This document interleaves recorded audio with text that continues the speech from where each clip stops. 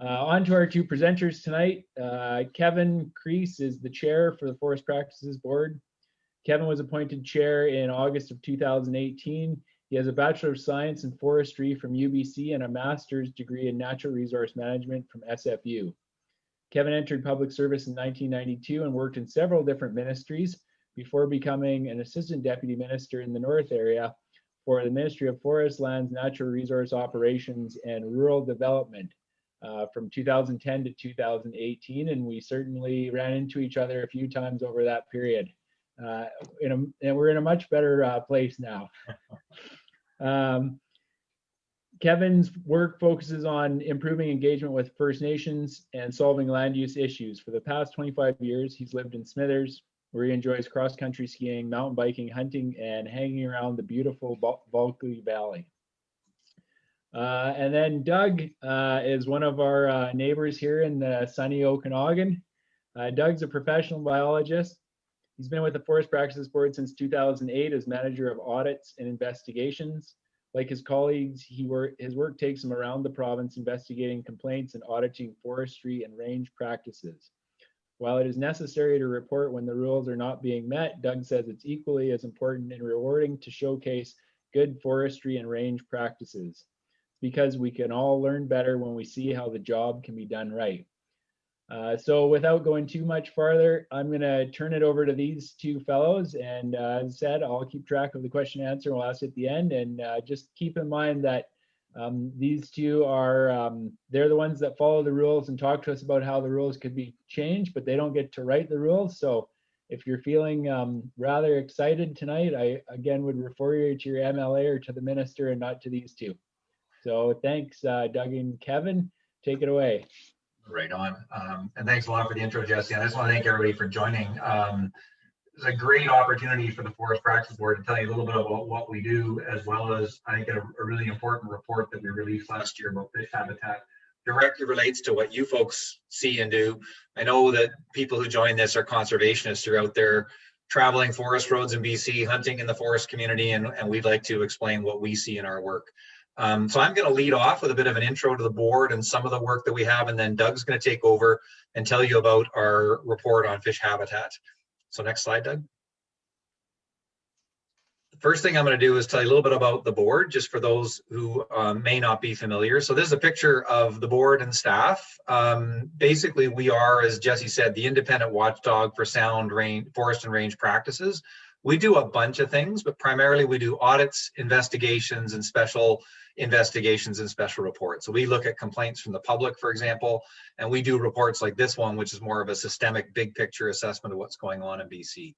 Our board is composed of myself plus 5 part-time folks, and these are we have 5 I really respected both foresters and biologists, people who have lived and worked in BC in the forest sector or in the resource management world, and they're the ones who ultimately make the recommendations and finalize the reports. But we also have 19 staff, and these are foresters and biologists, many of them with decades of experience doing this kind of work, working in BC, and they're experts in their field. And they're the ones who basically are our eyes and ears on the ground who do the bulk of the work. So we have a team approach, and what you're going to see is the product of that team approach with respect to fish. Next slide. I'm going to talk to you just briefly about some of the other reports, just to give you a flavor of the kind of things we do, and maybe draw your attention to a couple recent reports that I think are important to this kind of audience. One that we released before Christmas was an investigation into biodiversity management and old growth in the Prince George Natural Resource District. This is a big chunk of territory, the biggest timber supply area in the province, and there were local folks concerned that the management of the forest, in particular after the mountain pine beetle, were not leaving the required or the appropriate amount of old forest. So this is typical of our investigations. We looked at, are they complying, are the licensees following the legal requirements? And we found that they are. And then underneath it, we looked at, well, what about those legal requirements? Are they effective? Are they doing the job they were intended to do? And what we found is, in that part of the world, that legal order is quite out of date.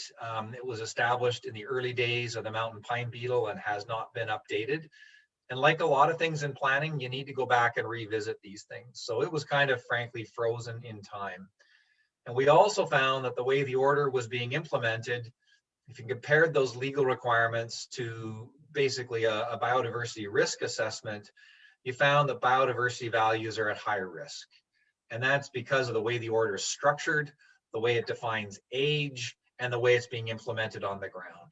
So that was our conclusions, and we have recommended to government that they do two things.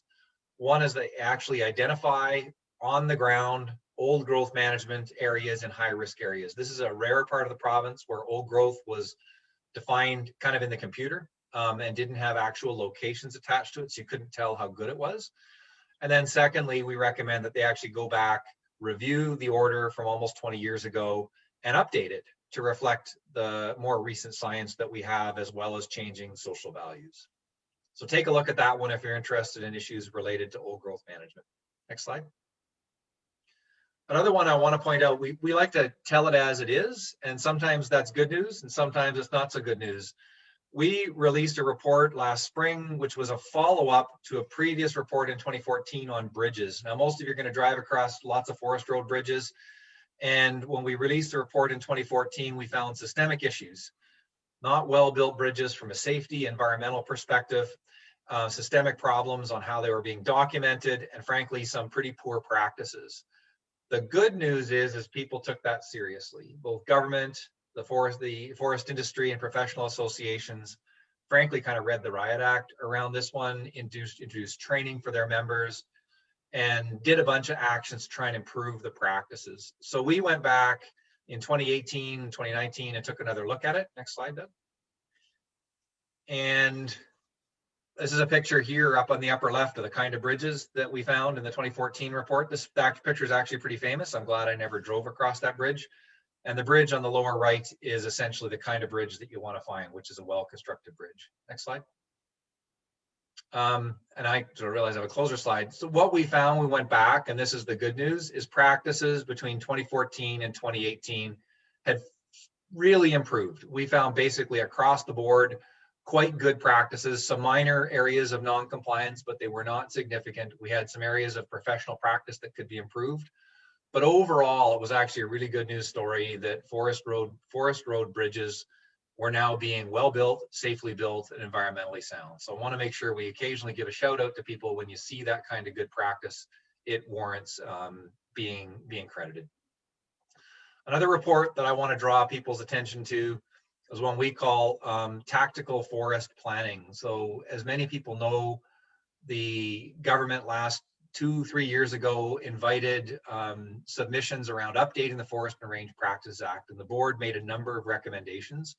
One of which that I want to highlight is we recommended that the government implement a revised forest planning framework, essentially replacing forest stewardship plans with what we call tactical forest plans, but many people will call landscape level plans.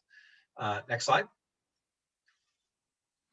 And this picture essentially describes what we see as a gap in the forest planning framework in BC, where the top level has strategic processes that might be LRMPs or regional land use plans if you're on Vancouver Island or the Kootenays or Caribou. And then operational planning is at the bottom, how you lay out cut blocks and roads. But in the middle is a tactical planning level that's missing in BC. And in the old days, some folks might have been aware of that as either access management plans or total chance plans. There's all sorts of plans in that environment. But essentially, BC did not have that planning level and does not have it today. And in our work, we saw a pile of places where that lack of a planning level leads to poor practices. So we are still continuing to call for tactical planning to be put into the forest planning framework. The minister and the chief forester have both said it is the intention of the government to introduce that as part of the FERPA changes. I want to flag that because in my view, that could be the biggest single change to improve forest practices in the next decade if they can pull this off. So I think it's a really positive thing, and we're going to continue to call for that. Next slide. I think this is where I turn it over to Doug, who gets to talk about the real interesting stuff about on the ground and fish. So Doug, over to you.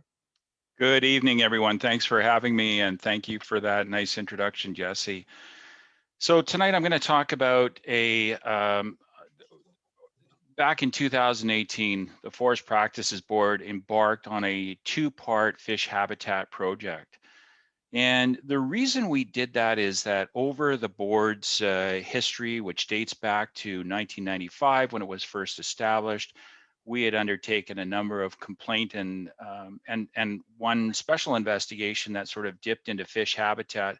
But we heard the issues around fish habitat. There was the Cohen Commission on sockeye salmon, and obviously fish are exceptionally important to British Columbians and to Canada. And we felt it was time to see how well fish habitat was being protected under the Forest and Range Practices Act. And so we developed this two-part project. Part one really looked at government's framework for protection of fish habitat. And we also wanted to, with all the people we interviewed, either fish habitat specialists or government staff specializing in fish habitat, we wanted to get a sense of what were the issues on the ground around protection of fish habitat. So around the part one, you know, we saw that government was very slow to implement some of the measures for planning for the protection of fish habitat.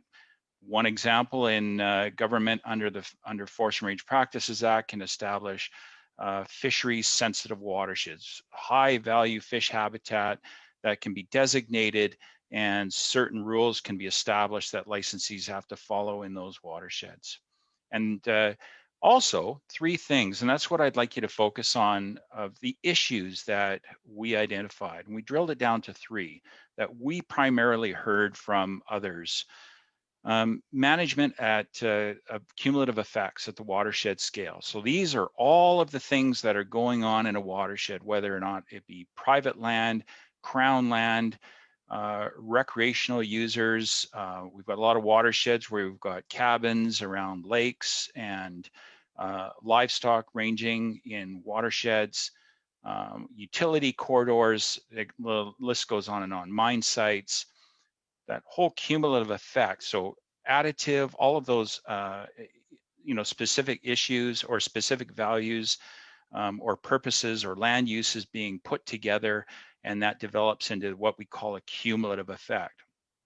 Riparian management next to stream. So ever since, you know, the modern era forestry legislation dating back from the Forest Practices Code in 1995, extending into the Forest Range Practices Act starting in 2004, we've got specific rules that apply to riparian retention. So the trees that or buffers that have to be left adjacent to all streams, and some streams that do not have fish, a buffer is not legally required. And in fact, on very small streams, less than 1.5 meters, a buffer is not required, but buffers are required on all the other streams. So that's the issue, is that, well, obviously that those buffers provide shade for the fish habitat, provide food inputs for fish, provide channel stability. So it's a whole series of functions. And so we wanted to, that was identified as one of those issues. And also,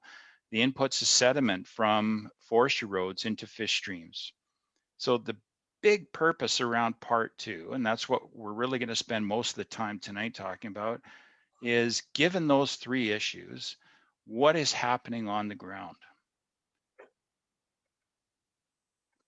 So obviously, there's probably about 10,000 watersheds in the province. We're not going to be able to look at them all. So we had to set up a design looking at, you know, given, you know, time and budgets, and saying, look, what can we look at in a reasonable amount of time that will give us a really good sense of how those three issues are playing out on the ground. And so we decided to look at 5 watersheds. Those are watersheds that the province regards as particularly high value fish habitat. So we consulted with government staff, largely at the regional level, to help us select those watersheds. And in those 5 watersheds, we looked at 5 5 elements really to give us together what elements could we look at the end of the assessment, give us a pretty good indication of what's going on in terms of the protection of fish habitat. So the first one was fish passage. That's really a round metal culvert structure that's required to be passable to fish.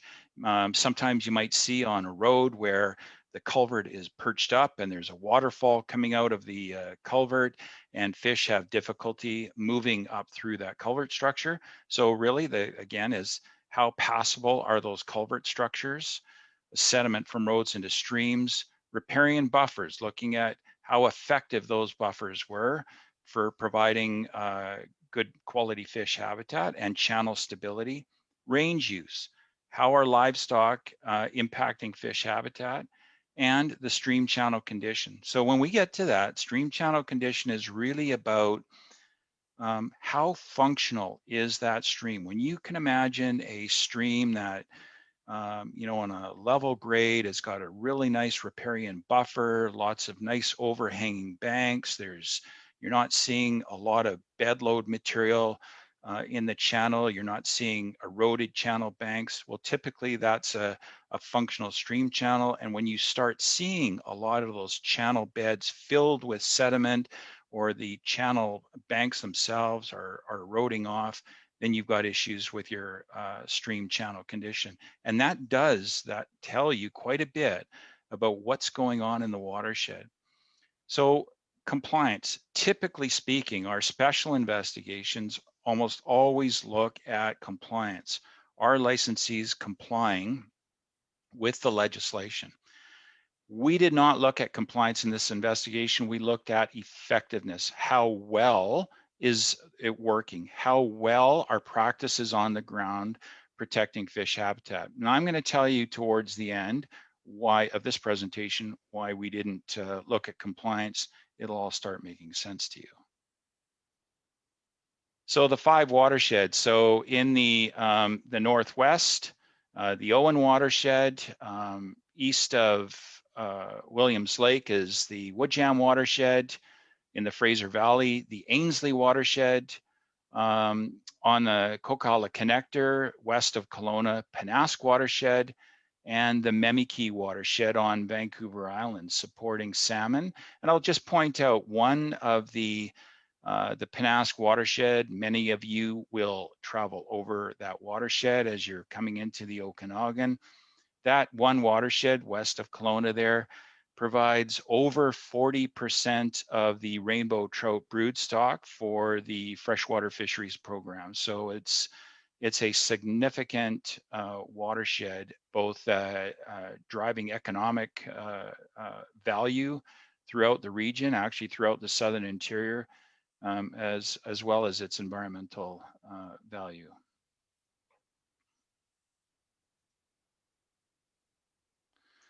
Okay, the team. So Kevin pointed out that there's 19 staff at the board and maybe about a dozen auditors and investigators, professional foresters and biologists. And sometimes we don't have the full complement of specialists, and that's why we go externally and hire qualified professionals, specialists in their field, experts in their field. And in this case, there's Doug, that's myself, and Hannah, former staffer, that's now with the with Flynn Rowe. Derek Tripp is probably one of the most eminent fish forestry interaction specialists provincially, and Rob Shear in the top right-hand corner is a very highly regarded forest hydrologist. So this was really a team exercise. There was 1 or 2 other individuals. And what happened is that we went to each of the 5 watersheds as a team, and every person here on the team has a specific job to do. Remember, we were looking at those 5 elements, looking at all the culvert structures, sediment from roads into streams, the channel condition, range, and the riparian function. So there was lots of work to do. It was long days. Over 4 to 5 days. And at the end of that 4 to 5 days, with the information we collected, we had a very good understanding of the watershed and the factors that were affecting fish habitat. So again, fish passage, looking at round metal pipes. You know, the requirement for fish passage, interestingly, dates back probably 90 or so years in the Fisheries Act. And as most of you in the audience know, fish is a federal jurisdiction, and the province manages fish habitat for non-salmon species under agreement with the federal government. And one of the, so in the legislation, there's requirements that all culvert structures must be fully passable to fish. So we looked at fish passage, and what we found is there's a very low risk in all 5 of those watersheds. In fact, I think there were only 1, maybe 2 culvert structures in all of those watersheds that we looked at. So we looked at all culvert structures installed after 1995 and found the vast majority provided full passage to fish. That's it's an amazing outcome, and it's an important outcome because when the legislation was put into the Forest Practices Code, there was a lot of training associated with those legal requirements. So DFO and the province went around the regions training professionals, and there's also a guidebook that was established called the Fish Stream Crossing Guidebook, provided very thorough instructions on how to install a fish passable structure. And in fact, I think one of the reasons we're not seeing many culverts, which are obviously problematic for fish passage, we're not seeing those because of the risk to licensees. So licensees have to ensure that their culverts are always passable to fish on a fish stream. That takes time, and there's also risks that those culverts may not be passable to fish. And when you're installing a round metal pipe, a large culvert, you have to embed it into the channel, and that takes a lot of work and a lot of money. So typically what we're seeing is forest licensees moving away from culverts towards bridge structures. Sediment from roads. So the next series of slides, I think when you think about what Kevin talked about, the good news and the bad news, let's just talk about this as being the bad news. So unfortunately, not too impressed in terms of what we saw in these watersheds. And keep in mind, these are 5 watersheds that are well known as being critically important for fish and fish habitat. And we traveled a lot of roads. In fact, we traveled almost all of the roads in each of the watersheds, finding that sediment from roads, as you can see the rilling going on in the picture here on the road surface. By the way, you see this type of road, you can probably tell that this is a winter road construction. So you're seeing snow and dirt integrated into the road subgrade and it's not properly surfaced. You're seeing the culvert there with lots of sediment. The culvert, in fact, was plugged. And this particular road probably led to about 8 cubic meters of sediment being deposited into a fish stream each year.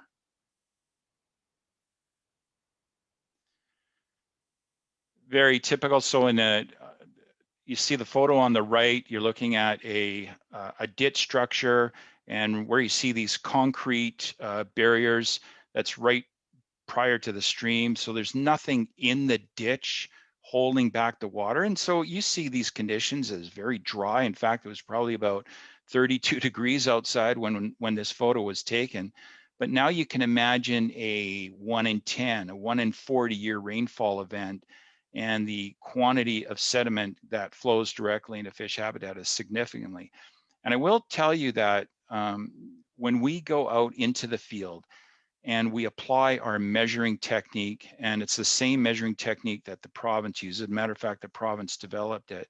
You can go and look at these roads at any time of the year and make specific measurements on and estimate the quantity of sediment that's being deposited into a stream each year. And on the photo on your left is a typical bridge deck. This deck here had about 7 or 8 inches of mud, and that bridge deck was crossing a fish stream with salmon, actually. And you can, again, you can try to imagine a significant rainfall event, and a large portion of that sediment would be deposited directly into the stream.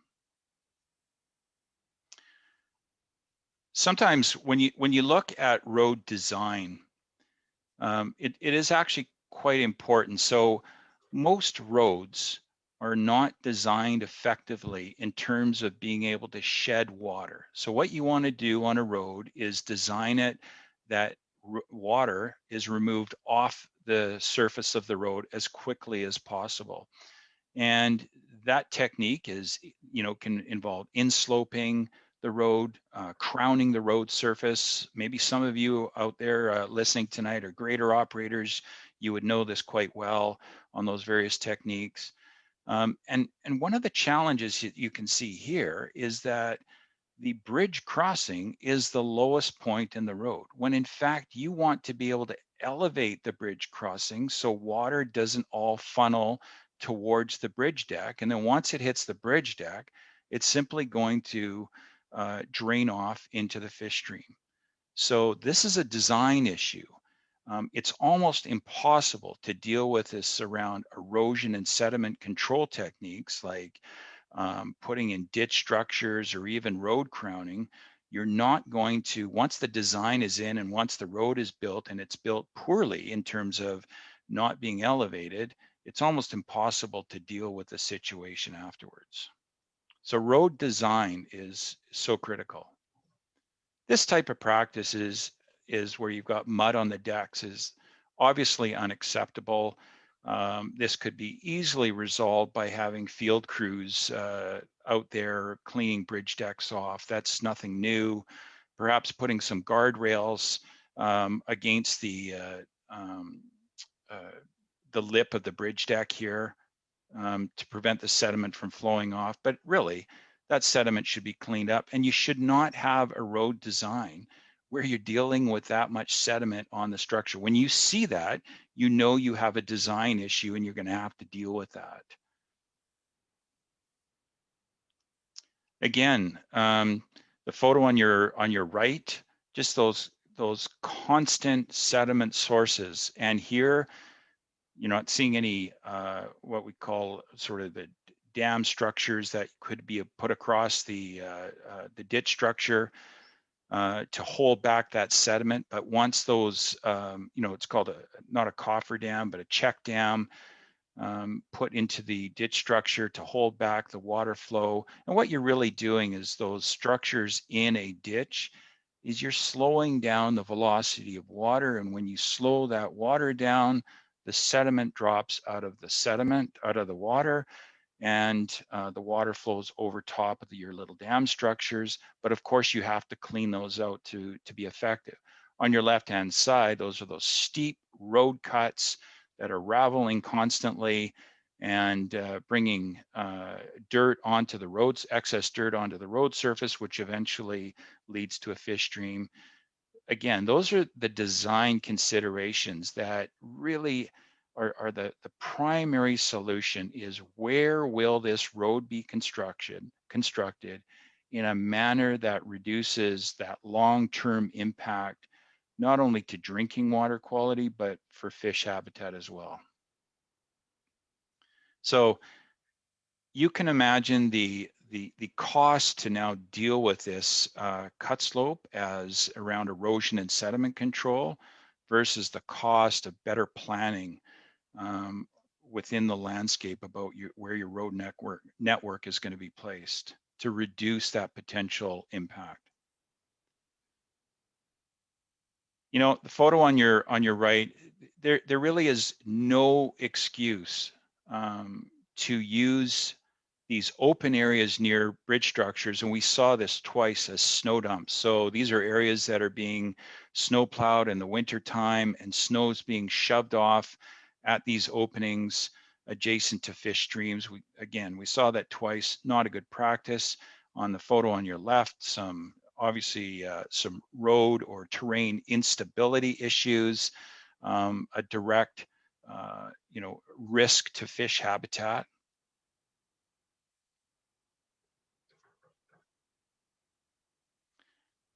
This is the type of practice obviously we don't want to see either. This is another snow dump located right by a fish stream. Unfortunately, someone decided it was a good idea to throw the tires in the snow dump area. You can see in the background of this photo, you can see some green vegetation growing. This is an old sump that was constructed like probably 15, 20 years ago that is now filled up, and you've got vegetation growing. That's one of the challenges with erosion and sediment control is when you put these structures in, like settling basins or cross stitches or cross drains and sumps and check dams and vegetation for seeding. All of these things have to be maintained. These are not things you put in at one time and walk away.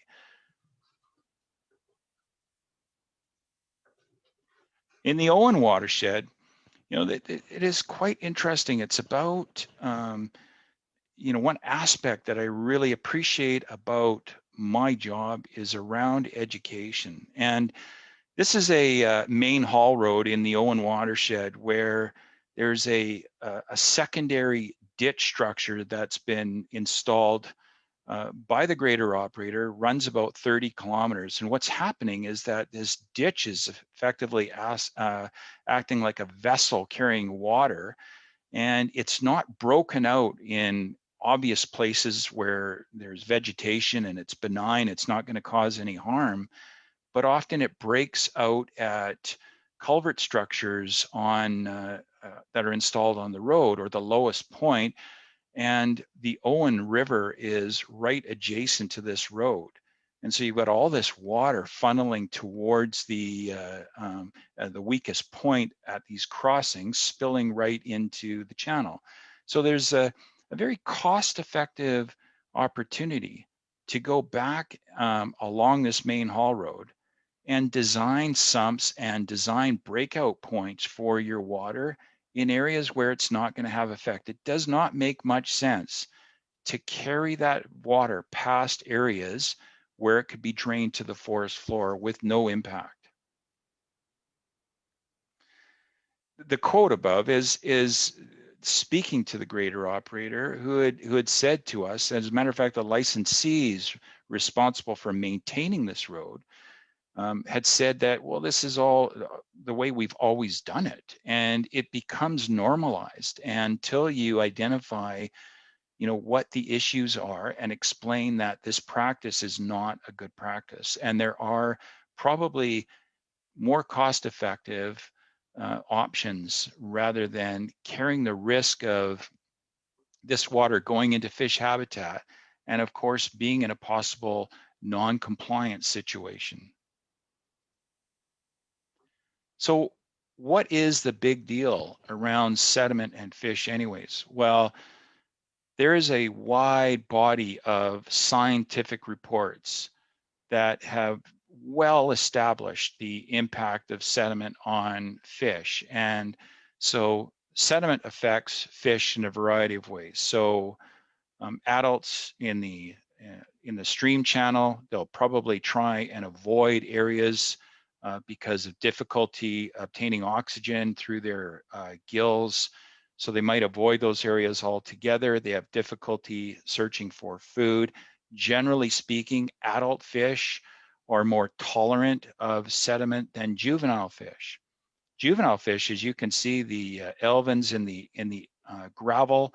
So when you have a gravel bed and you've got, say there's a fish red that's deposited eggs into the gravel, sediment will cover up those eggs. There's maybe a fine film of sediment around the eggs that you see there. In this particular case, it's clean water.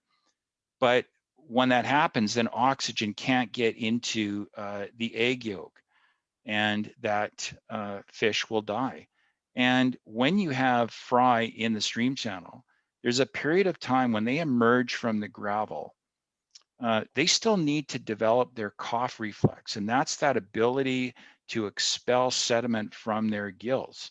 So for the first 3 weeks or so after they emerge, they don't have that ability. And if there's a stump of sediment at that particular time, it becomes a real problem. So there's two things out of this. Obviously, we know that sediment kills fish, but it also affects fish in a variety of different ways. But the tolerance depends on the life cycle of fish. It also depends on the amount of sediment that's been deposited in the stream. It also depends on the timing of when that sediment is deposited. And it also depends on how large the stream is, so the concentration. So the time that the sediment is in being deposited, is it 1 hour or 5 hours or 10 days? And the concentration of the sediment. Those are two factors. So at all times, wherever possible, we want to keep sediment out of the stream.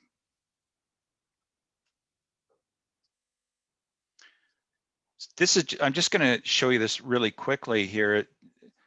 You know, when you look at a stream channel that maybe is quite murky, it is quite surprising on the sediment dilution and how it can affect fish. So on your right, there's a bottle with 2 milligrams of sediment. We can drink that water. Fish can survive easily in that water. But if you double that sediment load to 4 milligrams per liter, you are already potentially going to impact fish in that, maybe eggs that are in the gravel. And at 1,000 milligrams, you can see to your left. So if you go back to that photo that I just showed you, that water is at about 1,000 milligrams. That would likely be lethal to fish in a short order of time.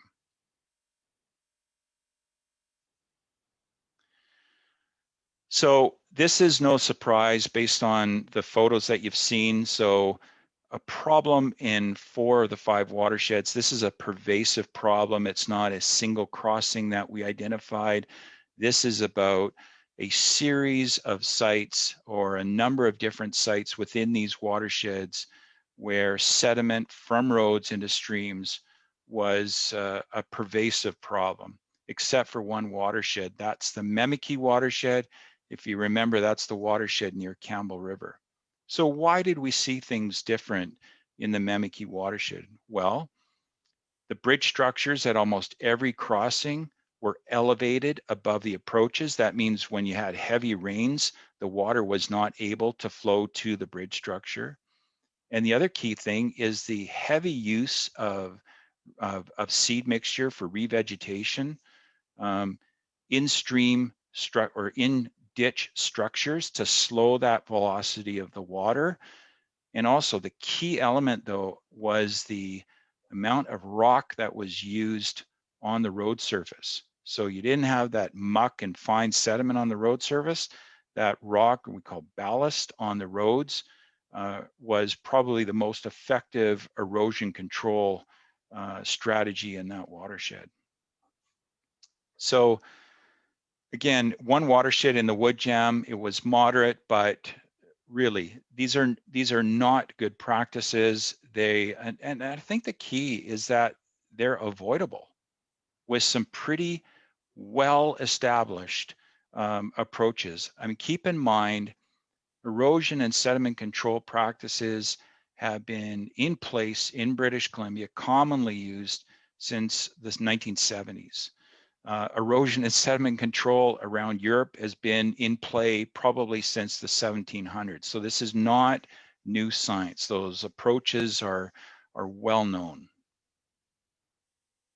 And I just have a bee in my bonnet about that. If you see bales of hay out there, you know, one of the challenges around sediment fence or filter fabric, and that's used as a fence with those stakes and bales of hay, typically the problem is that they're not installed properly, and they're very difficult to install. So silt fence and hay bales were never to be designed in the forest landscape for erosion and sediment control. They were designed for urban environments in the United States. And again, those hay bales, they come in those fixed sizes, very difficult to effectively put in a ditch structure to slow that sediment. Often you find water going around it or underneath it. Really challenging. And of course, silt fence is about the same. So riparian buffers, this is one of those in the Pennask watershed. That was the watershed with the that provided about 40% of the brood stock for the freshwater fisheries program. So we found on the larger streams, typically, that the riparian buffers that were required to be established under FERPA, there's variable widths depending on how wide the stream is and whether or not it has fish. Typically, we found in this investigation and supported in the many audits that the board does of forest licensees practices, that the riparian buffers were quite good, particularly on the streams that have fish. So without going in too much detail, there are 6 types of stream classes. 2 types, S5 and S6, do not require a buffer legally, but require a management zone where certain considerations have to be about how is that zone adjacent to the stream going to be managed for fish. And often licensees in their forest stewardship plan will have strategies on how they're going to manage that area.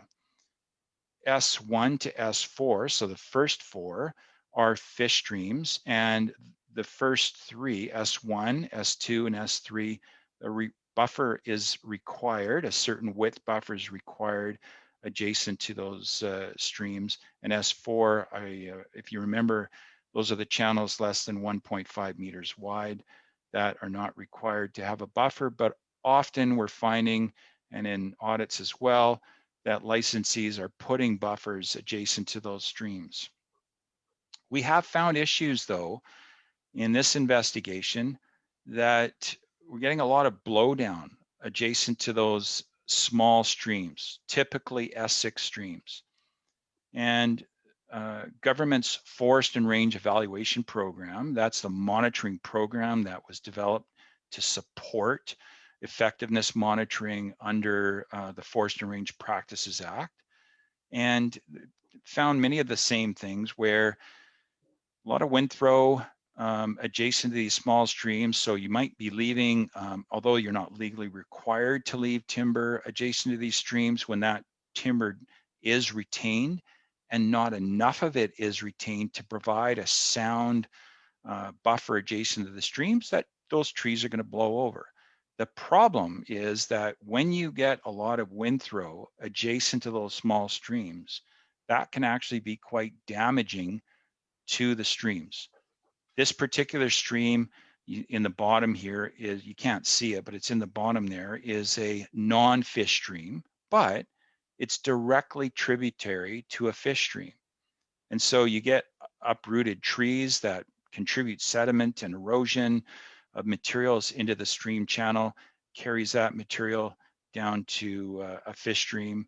So some work is required for sure. I would say that there's been substantial improvements in riparian protection over the last 25 years that we've seen, government has seen, but there's certainly room for improvements dealing with small streams and wind throw. In some cases, if you were in a situation where you couldn't leave enough trees adjacent to a stream for a variety of reasons, maybe it was a block that potentially was highly susceptible to wind throw. In some cases, you may not want to leave overstory trees adjacent to that stream, because if they do blow over, they could be more damaging to fish habitat. So here's another example of trees, blowing over adjacent to that stream. So overall, I would say a good result, and at the watershed scale, and this is something I did not explain well at the start when I talked about level of risk. So what is risk? So when we combine all of our data collection, in this case on riparian buffers, where we measure the health of the riparian area at various sites in the watershed, we work together as a team to think about, okay, based on what we've seen, what is the level of risk at the watershed scale? And for riparian buffers, for most of the watersheds, it was low, which is a fantastic result. One watershed in the Owen, that's in the Fraser Valley, there is some room for improvement around windthrow issues. So I'll go back on what I missed on culverts, fish passage, a low risk of harm to fish habitat at the watershed scale. For sediment from roads into streams, 3 watersheds had a high risk to fish habitat at the watershed scale. 1 watershed had a moderate risk and 1 had a low risk. Range use. So in the 5 watersheds, I was quite pleased with the result that with all but 1 watershed, range use was not a significant risk factor in terms of protection of fish habitat. This particular watershed, this is the tributary to the Horsefly River watershed that we looked at. And at the bottom of, or the outlet of this drainage, there's quite a large ranch, and that ranch has spent a fair bit of effort on riparian protection and fencing off the riparian area. But upslope from the ranch, adjacent to the stream, is where the livestock are turned out onto Crown Range. And when they're brought off Crown Range, they funnel through this area. It's been used for decades and decades, and livestock mill around this area for quite a bit of time, causing direct impacts to fish habitat. You can see channel erosion here. And what's interesting, if you look at the indicator here on the right side of that, you know, why have you got green grass and why is the channel open? And this is Crown land, and typically we don't see those clear areas where you've got non-native vegetation growing. So this is an area that was obviously cleared and grubbed decades and decades ago by the rancher, or possibly even government, to provide pasture for livestock. But the challenge there is that it's created open access for livestock into the fish stream. So what can be done about it? This is a good news story. We alerted talked to the rancher, and in all cases of these watersheds, we're really, you know, looking at the team approach here. That team does not really just, although our assessment and our investigation is purely independent, we encourage licensees and ranchers to come out with us so we can show them what we are seeing. And in this particular case, we brought the rancher, we invited regional range branch staff and district range officer to the site, came out right away. We organized a field trip. We identified, laid out our concerns. And within a month, the works were in the process to completely fence off that area that provided livestock access to the stream. You know, the fencing is one aspect that is positive for future impact, but this stream channel I assessed as being non-functional. So it's damaged, heavily damaged. Without actual in-stream works or doing work in the stream to, you know, create fish habitat and to maybe plant the riparian area, this will probably take anywhere between 50 to 80 years to repair itself.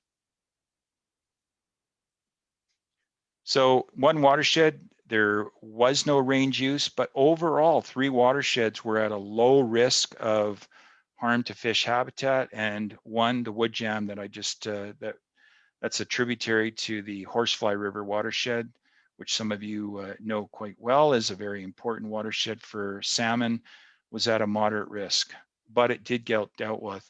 The channel condition I spoke about, bed load material. You can see a lot of material that's in the channel here that's come from upslope and eroded channel banks. So again, we looked at that channel function.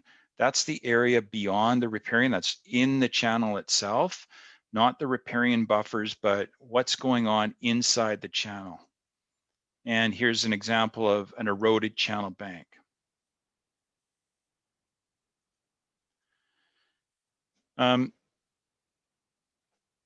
Cumulative effects at the site level. So in the Pennask watershed, there's a multitude of things going on. So there's a mine site, there's a biosolids, an abandoned biosolids treatment plant. There's diversion of water out of the Pennask watershed for irrigation purposes being put into the Trepanier watershed that provides Peachland with the water. There's the Coquihalla Highway connector, wind power projects, forestry, and also several utility corridors. Lots of things going on in this watershed. And this particular site is was quite a concern. This is the highway structure. I've always wanted, I live in the Okanagan, I've wanted to have a look at underneath these structures. I've always been curious when, in the wintertime, when you've got that sand and gravel that's being put on the roads and it gets shoveled off in the wintertime at bridge structures, I've always wanted to know what exactly that looks like in the summertime. Well, I can tell you, now this is Pennask Creek that is flowing under this bridge structure, and you can see where those pillars are to your left. You see a lot of gray. Well, that is feet deep of road sediment that's being shoveled off over the years, and a lot of that material goes right into Pennask Creek. You're also seeing a pinch point here where this is the point where the rancher from the south part of the watershed brings all the livestock through to the north part of the watershed, and they mill around this area because of the highway structure. You've got the trees have been removed, easy access to the stream, and that's typically where we find problems. It's pretty easy, when you're, in some watersheds, you're flying around in a helicopter or you're looking at air photos in the office. It's pretty easy to predict where you're likely to have range problems. So again, it's not just forestry and range that are contributing to the problems. Sorry, this is a repeat. So channel conditioning, if you remember, I talked about the amount of material that's in the stream channel, the bed load. You saw that picture of the cobble in the stream channel. It's a good indicator of disturbance. You saw the eroded channel bank. And in 3 watersheds, we saw the channel condition was not good. We're not able to bring that back specifically to a forest practice that is attributable to that, but it's mostly about a variety of the different activities going on in the watershed. The Owen watershed, for example, is there's a lot of agricultural land on the watershed, and a lot of trees have been cleared off that agricultural land. So that's a contributing factor. I'm not saying it is the primary, but you've got also you had wildfire. So when you have wildfire, it was in the Owen watershed, you've lost that riparian buffer. Because you've lost the riparian buffer, your channel banks are weaker, more prone to erosion, and that material being brought downstream. So there's quite a variety of different factors, and that's why we refer to it as the cumulative effect. So summary, I think you can quite easily point out from here what the key issues are in these watersheds. I mean, again, I was really quite pleased about fish passage. In the past, that's always been a significant problem, particularly on salmon-bearing streams, prevents the migration of salmon. and really good result. Again, it's a good result that's been driven by clear guidance from government on what the expectations are, and in terms of training, guidance, and also legislation. Riparian buffers, not a bad result. Some improvement needed around wind throw, range use. Only one watershed we had issues. I'm not saying that other watersheds don't have issues around range, but within those 5, it wasn't that much of a concern. And channel condition, you know, these are the cumulative things going on in the watershed that we can't attribute to one activity or the other, but that is a current concern. It's an indicator that the watersheds are under stress. Sediment from roads into streams, not a good result except for one watershed. And we know these are things that we have the ability to deal with right now. These are things that long-standing, tried and true practices on how to design a road, how to build a road, how to deactivate stream crossing structures, how to construct them, how to crown roads, how to inslope them, how to install check dams in the ditch, general road maintenance, and vegetation. Vegetation, vegetation, vegetation. Absolutely key. We're not seeing enough out there in terms of those disturbed soils when roads are built or deactivated about being effectively reseeded. Kevin, I'm going to hand it on to you. Thank you very much for your time. Look forward to your questions.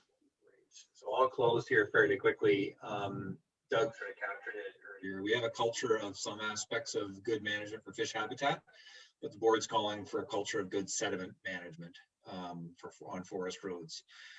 Next slide. And how we're going to get there. We've made 2 recommendations to the government. The first is that we believe in this case, you actually need to update the legislation. The legislation right now does not have a clear and enforceable requirement to minimize sediment, and it doesn't apply to the entire life cycle of the road. So our recommendation is to amend FERPA, make a clear and enforceable requirement to minimize sediment through the life cycle of the road. And then second is they need to update the guidance and standards to clearly identify the practices that are needed. As Doug said, there's lots of knowledge from decades ago about how that's done, but you can't actually get that to some operators. So bring into play your legal requirements, bring into play updating your guidance and standards. And we also noted that we really need to reinvigorate the training kind of programs right from the frontline operator to the planning forester to the road maintenance supervisor, so they understand what role they can play in improving sediment management. So if you remember at the beginning, we talked about why we didn't look at enforcement or compliance. This is the reason why, is because we felt the practice requirement or the rules that apply on the ground were not sufficient for us to be able to look at whether or not a licensee was complying with the law or not. And I want to just add that we have actually recently received a response from the province with respect to our recommendations, and it's fairly positive. They recognize that there is a problem. As Doug mentioned, their own monitoring program, the Forest and Range Evaluation Program, corroborates that. They see this as a widespread issue with sediment management.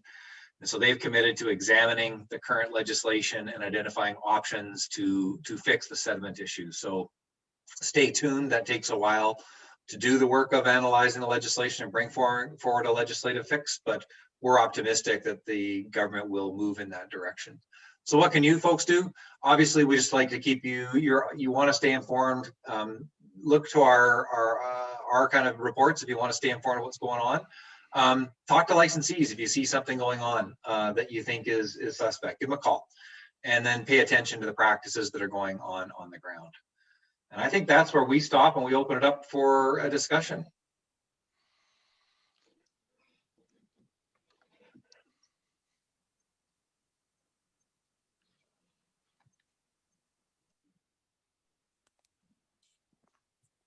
Okay.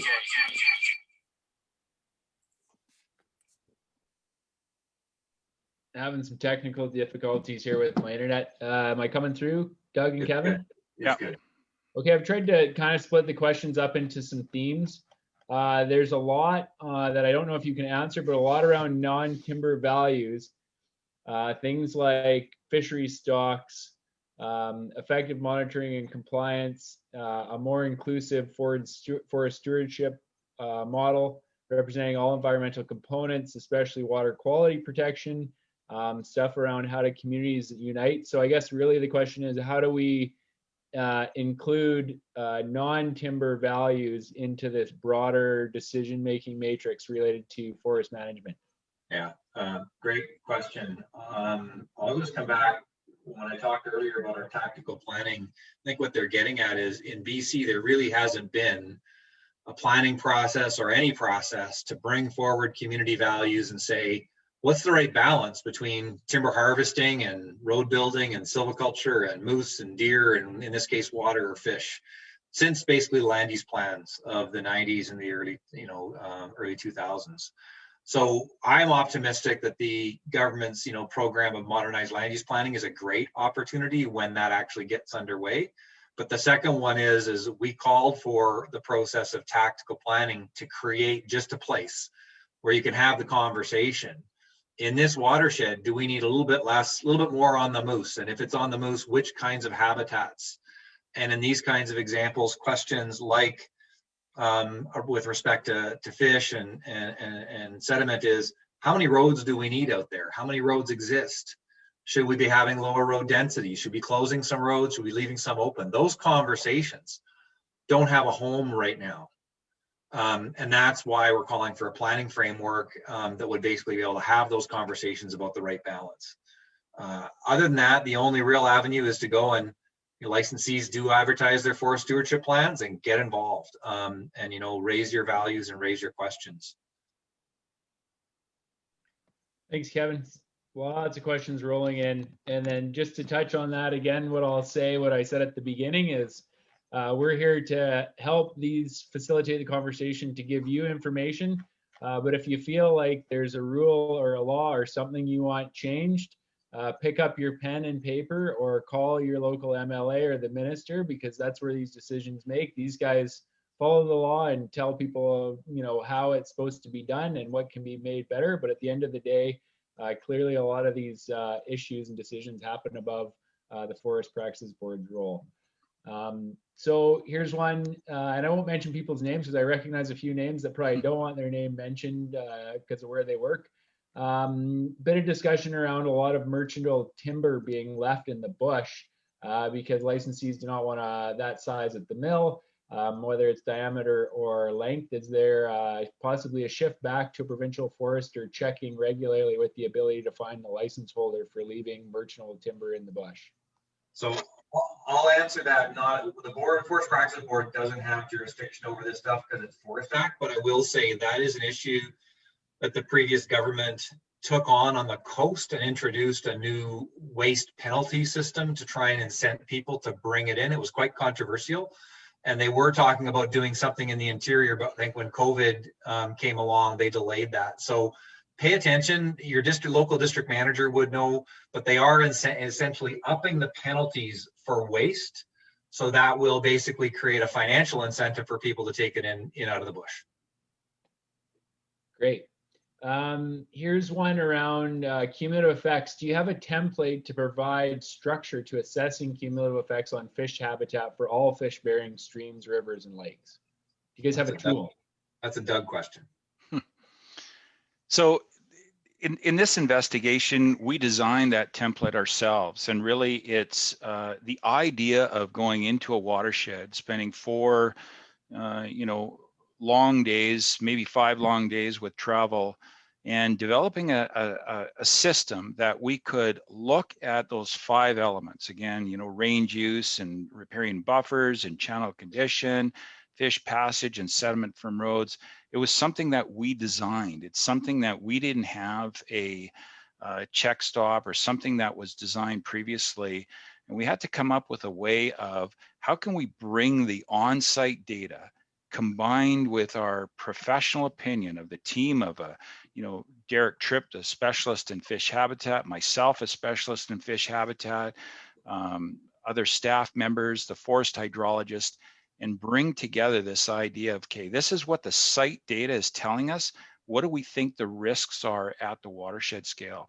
This is something we're going to have to develop, is some way of this rapid assessment approach. Given the broad scale of the potential impacts on the land base, we're going to have to try and come up with something similar that we can go from watershed to watershed as priorities emerge, and to be able to assess what's going on. We were really confident that in a short period of time, we had a really good understanding, backed up by data, of what the issues were in the watersheds.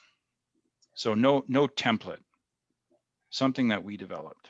And I'm gonna add, Doug talked about how we do it, because our expertise really and our strength is getting out on the ground.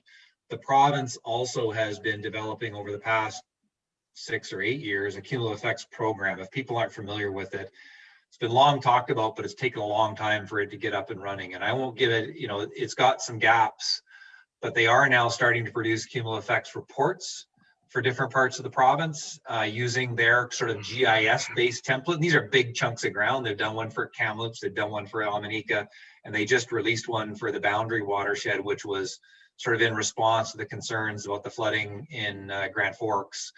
And I think there's some criticisms of methods, but I would say overall they're headed in the right direction. And when you get a chance to get engaged, those reports go on the website, take a look, and because now I think we're starting to see a cumulative effects framework that analyzes these things at a very strategic level. Great, thanks. Quite a few questions around culverts, so I'm going to kind of aggregate them a little bit. So discussion around requirements of culverts. What is the passability over time? So how long are licensees obligated to manage for fish passage?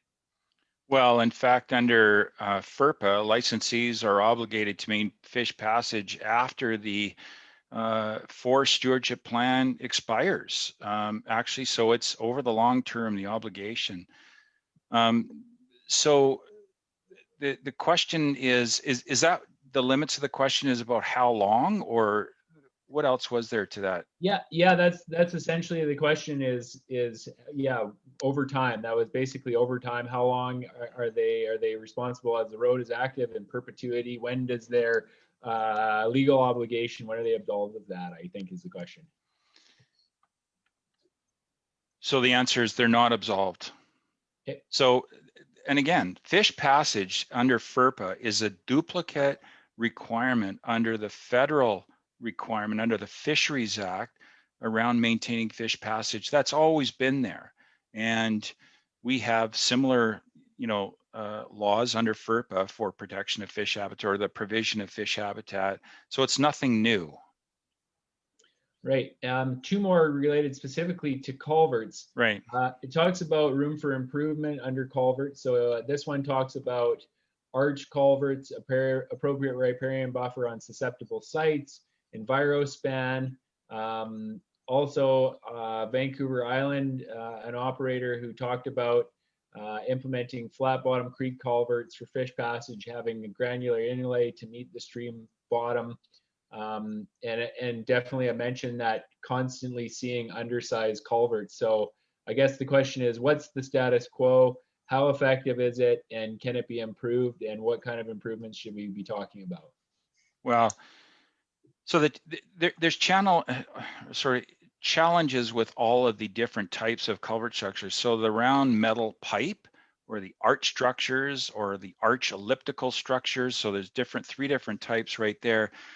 The closed bottom structures, that's the round metal pipes and the arch elliptical. It's always challenging to have a culvert structure that's large enough that you're not restricting the channel. Plus, you have to typically embed the structures by about 40% of the channel depth, or of the culvert width. So it takes a great amount of effort. Plus, you have to have that ability to hold the material in the culvert barrel itself. That's the issue. The arch structures, if they're not large enough, the footings, and if the footings aren't embedded properly enough, you can get scour of the footings of the arch structure. So you see, a number of times where the footings are left high and dry, or the eroded, and the culvert structure is collapsing or moving off its footings. And when that happens, you've got the issue around the strength of the culvert structure declines, around the shear stresses that are put onto the culvert structure can actually destroy the culvert. We're seeing, my experience, it's almost, for the long term, it's very challenging, and we've seen in the past almost impossible to install a structure that properly accounts for the channel width and the velocity of the stream channel over time. The other span, we're talking about those, you know, temporary crossing structures. What was the name that was used? Those are those steel structures. What was the name referred to it, Jesse? EnviroSpan is one. So the challenge with the EnviroSpan is that theoretically, it's a great idea to have a temporary structure, steel structure. You can be skidded into place or skidded to location where it can be dropped into place. But the problem is those structures are a fixed width structure over being applied to variable width streams. And sometimes what I see is those structures are not wide enough to accommodate the natural channel width. So you get damage that occurs to the stream channel. Okay, thanks. We've got a lot of questions rolling in. These are around kind of poor practices, contraventions, that sort of thing. So what mechanisms are in place to deter poor practices or support the implementation of best practices? Is there an incentive for a road builder to manage sediment loading well? You know, kind of, I guess, there's another question around VTs as opposed to using compliance notice and admin penalties. There's nothing in between. So I guess the questions are, you know, what mechanisms are in place? Do they work? How could they be improved? Boy, this is a tough one. And I think it comes back where you got clear legislation like riparian zones. There is pretty good ability to enforce. And we see, we're probably concerned there isn't enough enforcement. We did a report on compliance and enforcement 2 years ago, and they just don't get out there as much as they used to or as consistently as we believe they should. But when you get to something like sediment, it's actually a bit of a mind bender to figure out how you'd enforce it, because it's not black and white. You have to prove harm, and proving harm requires a biologist. It actually has to be a biologist there at the right time, and they have to have the right evidence. It's incredibly complex, which is why when we called for a change would in part let us have a more enforceable set of provisions. Yeah. Okay. Here's one from someone who is in the know. Are there any recommendations to not only change to operational practices, but also to FREP monitoring parameters moving forward? Doug, I'll let you on. Sorry, Jesse, to FREP monitoring parameters? Yeah, moving forward. Okay, well, we, in this investigation, in terms of that site level data for sediment from roads into streams, we use the protocol that the Forest and Range Evaluation Program or government uses to measure sediment loss from roads into streams. It's a very simple process to measure road rills, you know, the rilling down road centers, or the amount of ditch erosion or mass wasting from small landslides. That can all be measured. So it's quantifiable and it's repeatable. So the only thing I can say is that the protocol is bang on and should be more widely used than it is. Right. Are there any recommendations to actually make changes to FREP monitoring parameters, I guess, is the other half of the question. Well, I'll jump in. Doug was one of our primary authors of an evaluation of the FREP program 5 years ago. The board produced a report, and we found significant gaps where they hadn't implemented a protocol at all for some values. As well as just some weaknesses in how they were communicating the protocols. I think to Doug's point, you can have the protocols, but you got to get out and use it frequently enough to be able to find the issues. So we identified some systemic gaps, but I will say that we had a report back from FREP. They've done some really good work in the last 3 years to fill some of those gaps. Again, it's not perfect. They have limited resources, they have limited horsepower. But there's been some real improvements around that. And I would think part of one of the challenges is FREP is only one snapshot of looking at these things. You also have to be complemented by good watershed science. You have to be complemented by science and monitoring at different scales, but we've seen improvements in FREP. And you could talk to Doug, you might want to add, there are probably some other areas for further improvement for sure, but a lot of it's going to be they need to get out there more. I think the key is it's clearly around wildlife. So, you know, at this stage, we've got very few monitoring on wildlife values, ungulate winter range, wildlife habitat areas, old growth management areas. So, you know, the board has identified that as a gap, and it's a significant gap on the forest land base. And hopefully, you know, coming up this week, I'm going to hear from the Forest and Range Evaluation Program, as others are, about some of the preliminary planning around this tactical planning stage, the forest landscape planning, and how government might be able to integrate a monitoring program at that scale. So I'm keen to hear what they have to say. So in terms of the parameters, I would say it is one word: wildlife is where the improvements are needed. Okay, we've got way more questions than we'll probably get answered here. They're still rolling in, so I'm gonna tie these together as well. There's a lot about, you touched on hay bales and their use. There's quite a few questions basically saying, you know, some people use georidges designed by Nilex. Yep. And silt fences. I guess they're saying, is there a guidebook or recommendations, and what should people be using instead of those tools? Okay, Jesse, I'll send you the link for probably one of the leading industry guidances prepared by FP Innovations. They're a research organization providing research advice or results to the forest sector. They produce excellent guidance, and I'll send you that link that you can send to participants on that. In terms of the georidge, yeah, those are the structures might be installed in ditches, helps to slow the water down. Silt fence, again, silt fence was never designed to be installed across where you're anticipating flowing water, like ditch structures. The problem again is they act as a dam structure, but given the height 2 to 3 feet high, and water tends to always flow around them. Problem is they're fixed widths between the stakes, so they're not flexible enough to be installed at every structure. Plus, you want to have the midpoint of any dams as the lowest point, so that water can flow over and not cause more erosion.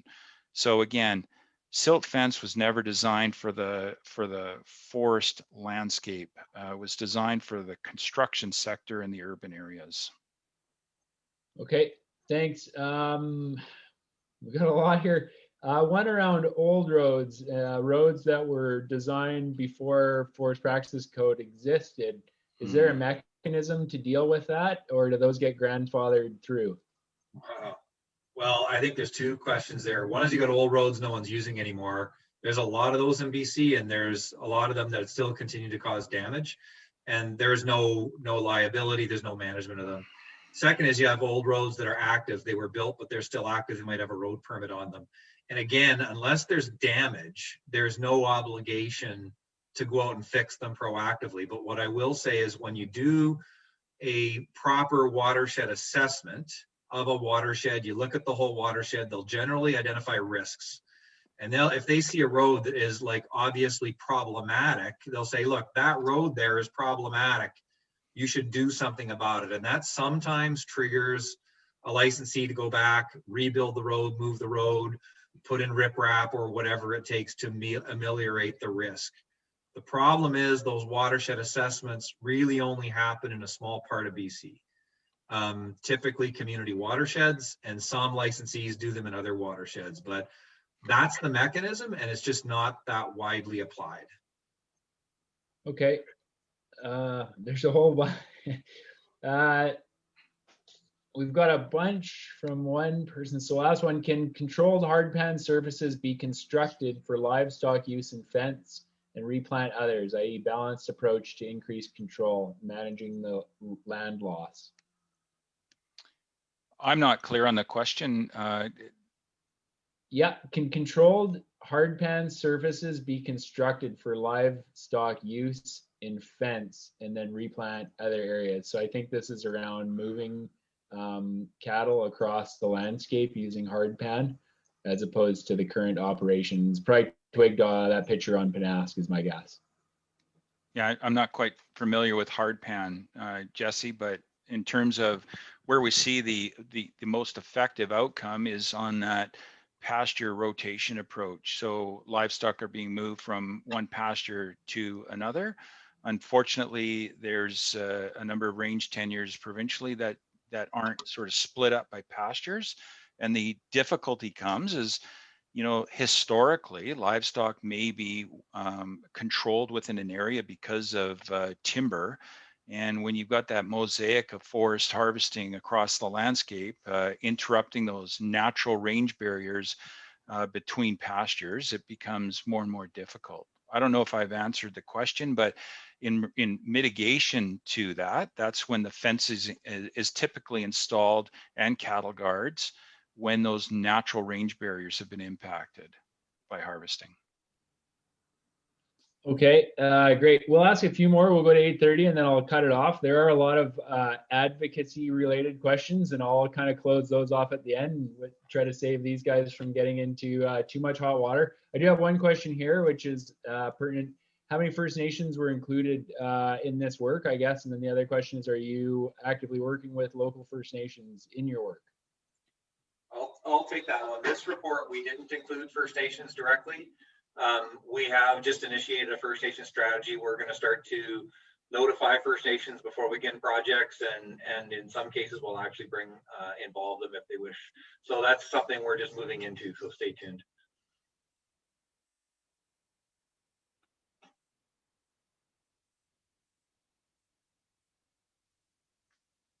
Oh, did I lose you there? We're back. Yeah. Sorry.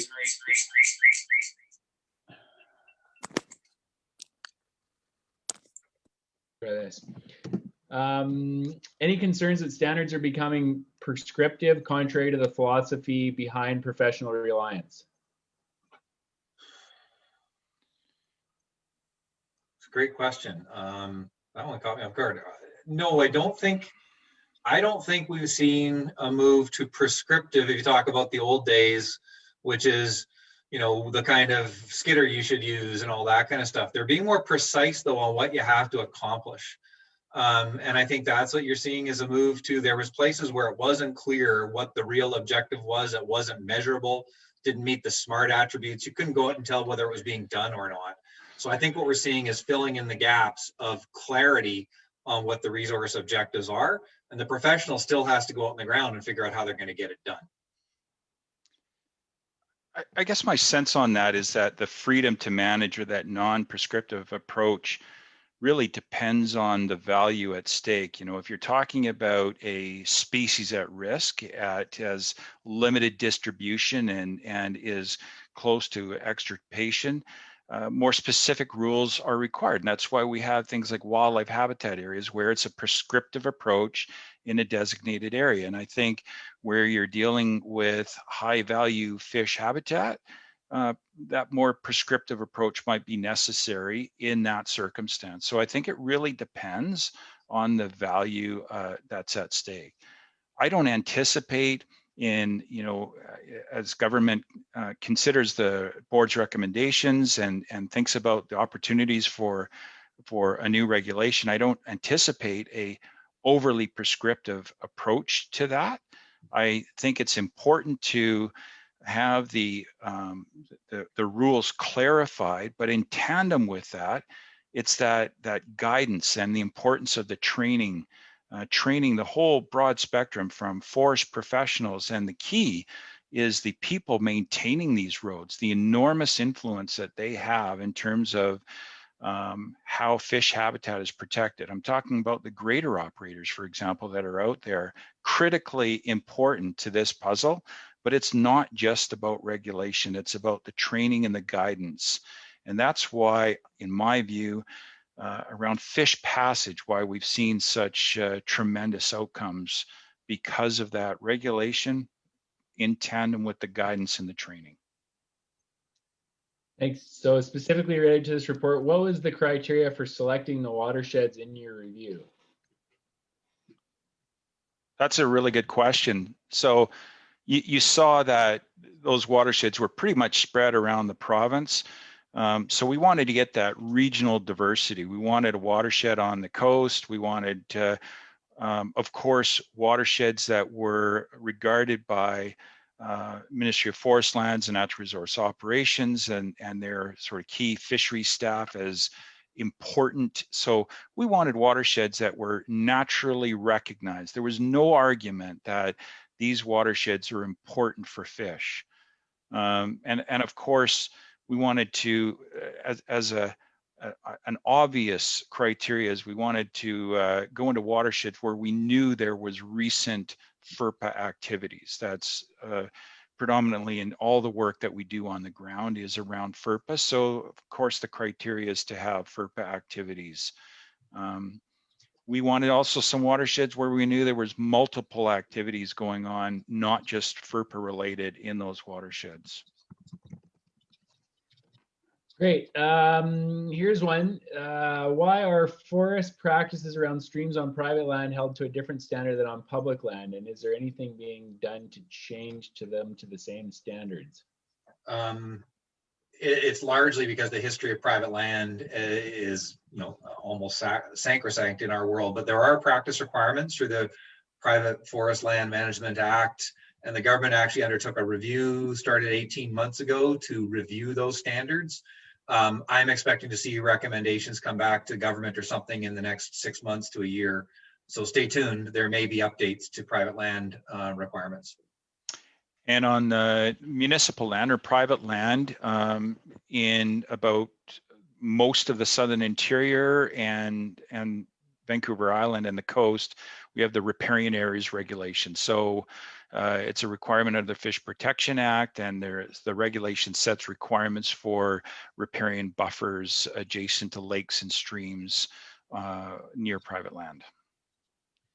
Okay, and had a couple of questions around S5 and S6 and climate change and warmer water. This ties into it. Can you explain a bit more about how S5 and S6 are designated but aren't required to have riparian area, but downstream is salmon bearing? Can you describe the difference of treatment between non-salmon streams, and do they have protection? So like salmon versus cutthroat fish is the example. Yeah. So it's a simple process. It's either fish or no fish, and the regulation sets the species of fish. Of course, it's going to include the rainbow trout, brook trout, and the salmon species, and a variety of other trout species.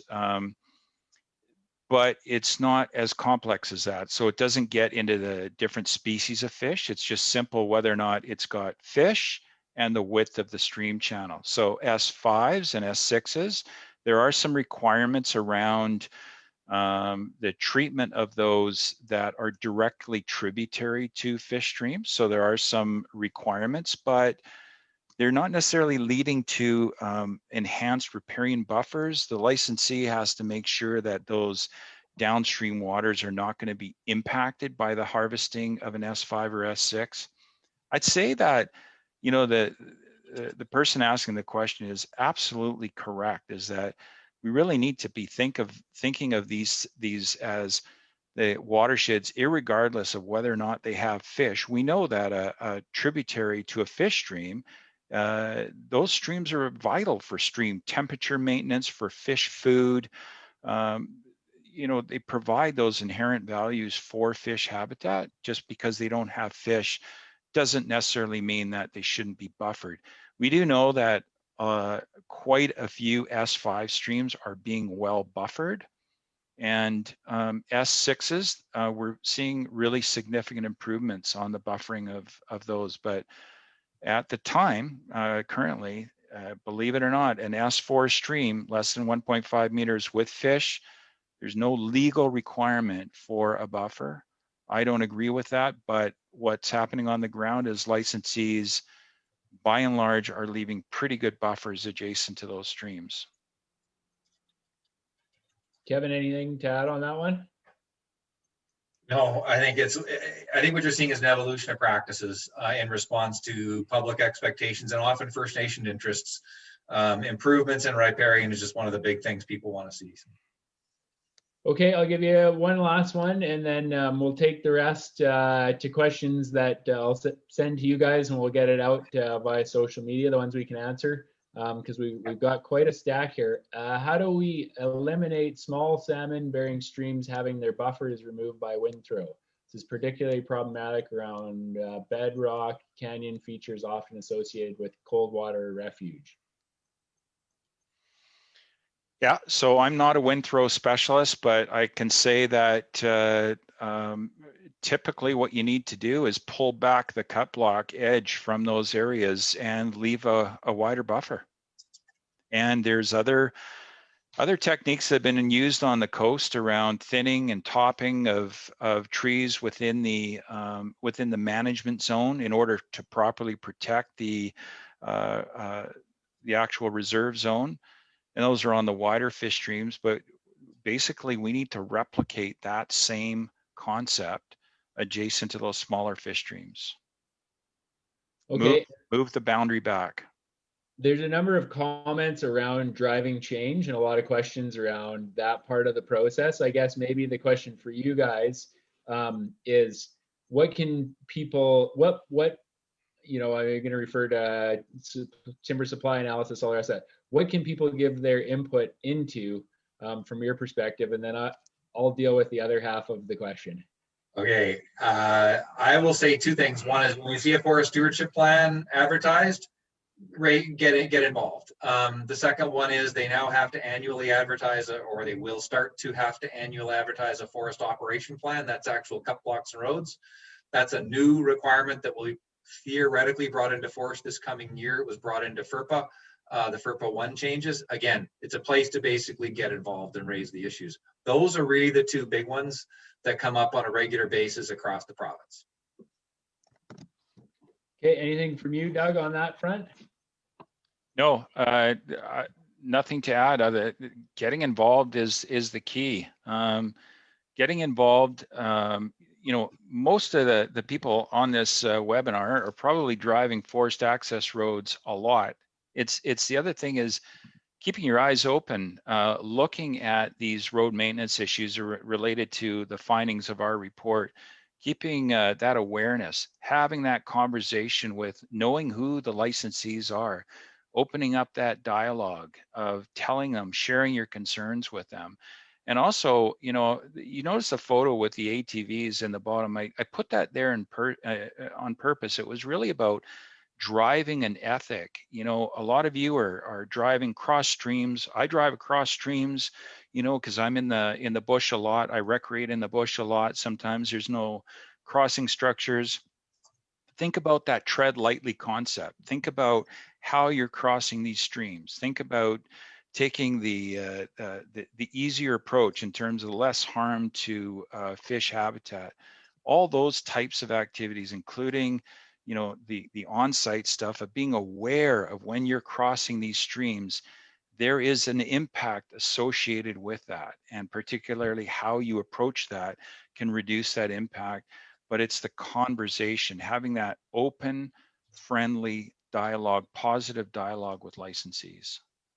They by and large are there to listen, and they'll listen to the perspective. And then I guess the next question under that is if you see something that you think is completely inconsistent with FERPA and you flag it with the relevant ministries, then what's your guys' role after that? Say I run into an issue and I call all the people involved and I don't get anywhere, then what do I do? Call our complaint department. Okay, perfect. So, because you also do investigations, right? Yeah. We will So investigate public complaints. So our view is, you know, our preference is when you call an investigator, we're typically always going to ask you or give you information to help you try and solve that concern through government channels. And we'll direct you to, we'll help you say, you know, who the person you should talk to. Preferably, we want to talk to licensees first, and then step it up if that doesn't work. But typically it works when you converse with the licensees or ranchers. Just want to point out, if you can go to our website at bcfpb.ca, on the left-hand side, scroll down and you'll see the button subscribe. Really encourage you to subscribe to board reports so you can get an idea of the work that we're doing, exciting work that's going to be published in the next year. So stay tuned on that. Plus you can ask us questions and we'll always direct you to resources if we can't answer it ourselves. Right. So just to wrap it up, we're over an hour and a half. I'd really like to thank you too for coming on. I'm sure this was really eye-opening for a number of the people that have participated and asked questions that are really keen. So appreciate it, and we'll have you back. The other thing we'll do is we will amplify what the Forest Practices Board is putting out on our social media, and when you guys have reports, we will be sure to share them. The one thing that I see a lot of questions on is around the advocacy piece, and there's people that really want to change. And so, you know, that's not necessarily the Forest Practices Board role, but as an individual or a member of the BCWF or any other group, if you want change, the people who write the rules and regulations and the legislation are your provincially elected representatives. So that's your MLA and your minister. And so if you have issues, which I can tell there's a whole bunch that don't like what they're seeing on the landscape, those are the people you got to connect with, because changing those regulations and that legislation is the advocacy piece. That's a role that the BCWF plays. And especially at the local level, that's a role that everyone here who cares and wants to see change plays. So take those messages to your MLAs and to the minister and have your voice heard, and you can engage with us as well. The other thing under that is the BCWF has the conservation app. So if you see anything, we have this app that you can download. It's free. It works in and out of cell service. If you see something out of the norm, you take a picture of it, it automatically gets sent to the appropriate enforcement agency, and they can review any kind of infraction, whether it's salmon or fish or wildlife or grazing or logging, anything. The app takes care of all that. So I would highly recommend that you download that and have it in your back pocket for when you're out traveling. And if you're unsure, take a picture and send it in. It goes to the reporting center. So that's it for tonight. Thank you all for coming in, and we will follow up on this question and answer. I'll work with Kevin and Doug over the next few days and get as many of those answered as we possibly can. And again, thanks everyone for tuning in. We really appreciate your time. Good night. Well, Thanks, Kevin. Thanks, Doug. Thanks for having us.